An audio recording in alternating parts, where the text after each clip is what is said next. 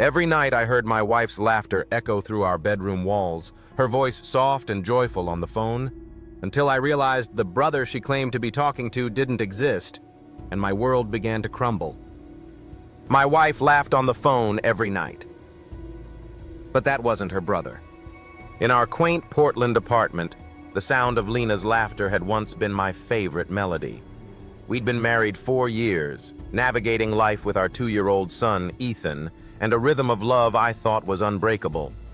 I'm a freelance photographer, often lost in editing late into the night, while Lena, a nurse, balanced long shifts with her warm, infectious spirit.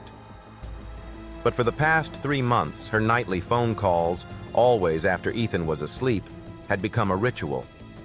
She'd slip into our bedroom, close the door, and laugh, her voice muffled but bright. "Just catching up with my brother, Tom," she'd say if I asked, brushing it off with a smile. I believed her, until I couldn't.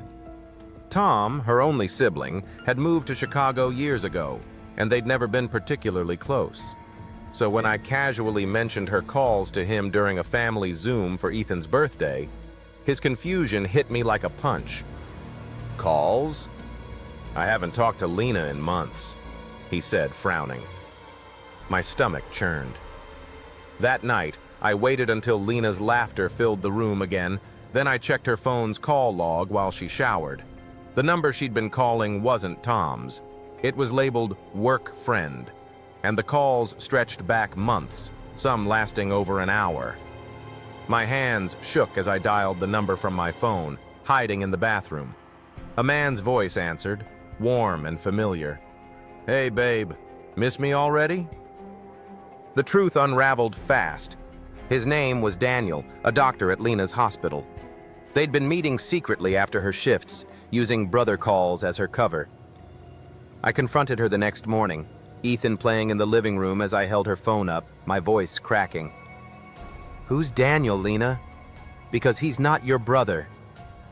Her face fell, guilt replacing the light I'd always loved in her eyes. She admitted everything, how their late-night talks turned into coffee dates, then more. She swore it hadn't gone too far physically, but the emotional betrayal cut deeper than I could have imagined. I felt like a stranger in my own home. The laughter I'd cherished, now a dagger in my heart. I moved out for a week, staying with a friend, needing space to process. Lena's texts flooded my phone. Apologies, promises, pleas to come back for Ethan's sake. I couldn't face her, not yet. Instead, I took Ethan to the Oregon coast, just the two of us, watching him chase waves while I wrestled with what to do. The ocean's vastness mirrored my loneliness, but Ethan's innocent giggles reminded me of the family I'd fought to build. I loved Lena, despite everything, but trust was a fragile thing, and mine was in pieces. On a quiet evening back in Portland, with Ethan asleep in his crib, I sat across from Lena at our kitchen table, her eyes red from tears, mine heavy with resolve. Her laughter, once my joy, had led me to this crossroads, but as I looked at her, broken, honest, and ready to fight for us, I saw the woman I'd vowed to love through anything. We agreed to therapy, to rebuild what was shattered, one honest conversation at a time.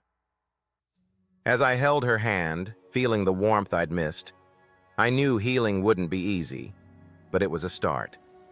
Sometimes the sound that breaks you can also lead you back to love, if you're brave enough to listen.